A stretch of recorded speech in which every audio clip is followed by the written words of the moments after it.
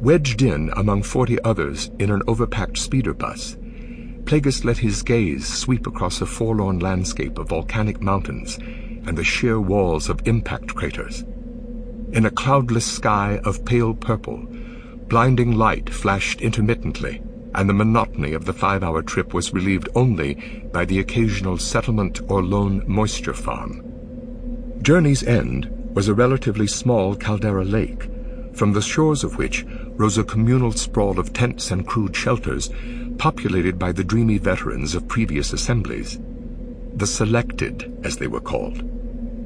Climbing from the speeder bus, Plagueis joined the crowd of newcomers in a short trek to a natural amphitheater, where pieces of meteorite provided seats for some. Others sat on their backpacks or spread out on the uneven ground.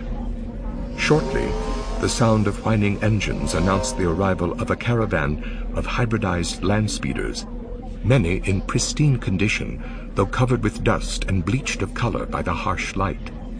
Nearly everyone in the amphitheater stood up, and a wave of anticipation moved through the crowd, building to a fervor as an Iktotchi female stepped from one of the vehicles, encircled by disciples dressed as plainly as she was. Plagueis couldn't think of a being more suited to Saleucami or cult status.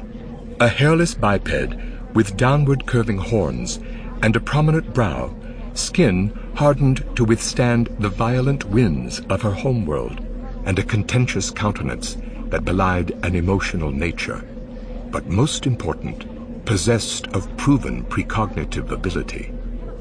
Alone she mounted a slab of stone that was the amphitheater's stage, and once the crowd had quieted, began to speak in a solemn voice.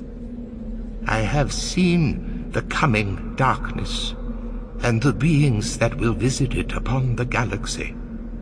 She paused briefly to allow her words to be felt.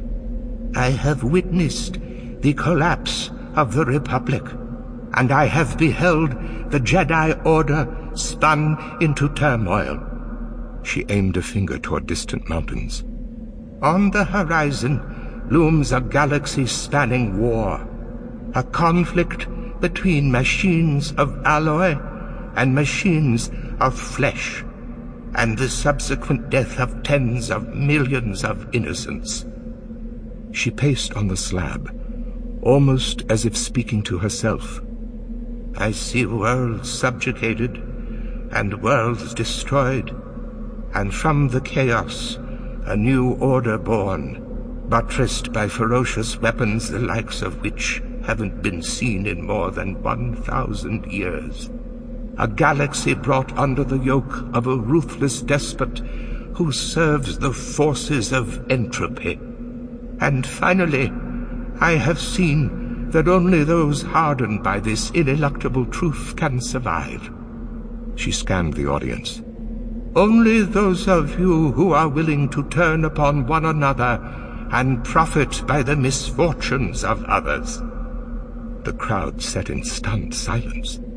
Iktotchi were said to surrender some of their precognitive abilities the farther they traveled from their homeworld, but that wasn't always the case.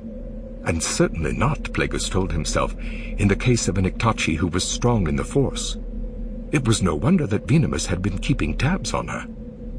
I have been sent to overturn your most cherished beliefs in a bright future, and to help you wage war on good intentions and the deception of pure ideas, to teach you how to accept the fact that even in the midst of this seemingly blessed era, this wink of the eye in sentient history, our baser instincts hold sway over us. I have been sent to counsel you that the Force itself will become as if it had been but a passing fancy among the self-deceived, an antiquated illusion that will turn to smoke on the cleansing fires of the new age. She paused once more, and when she spoke next, some of the edge had left her voice. What this reordered galaxy will need is beings who are fearless to be arrogant, self-serving, and driven to survive at all costs. Here, under my guidance, you will learn to let go of your old selves and find the strength to recast yourselves as beings of durasteel through actions you might never have believed yourselves possible of performing. I am the pilot of your future. She opened her arms to the crowd. Look, each of you, to the ones to your left and right, and to those in front and behind. Plagueis did as instructed, meeting innocent gazes and angry ones, frightened looks and expressions of loss. And think of them as stepping stones to your eventual escalation, the Iktotchi said. She showed her hands. The touch from my hands will set the current flowing through you. It will trip the switch that will start your journey to transformation. Come to me if you wish to be selected. Many in the crowd stood and began to press toward the stage, pushing others out of the way, fighting to be the first to reach her. Plagueis took his time, finding a place at the end of a meandering line. While the notion of having a ready-made army of Darksiders available to him was not without a certain appeal, the Iktotchi was spreading a message that had doomed the Sith of old, the Sith who preceded Bane's reformation, and had allowed internecine fighting to propel the Order into oblivion.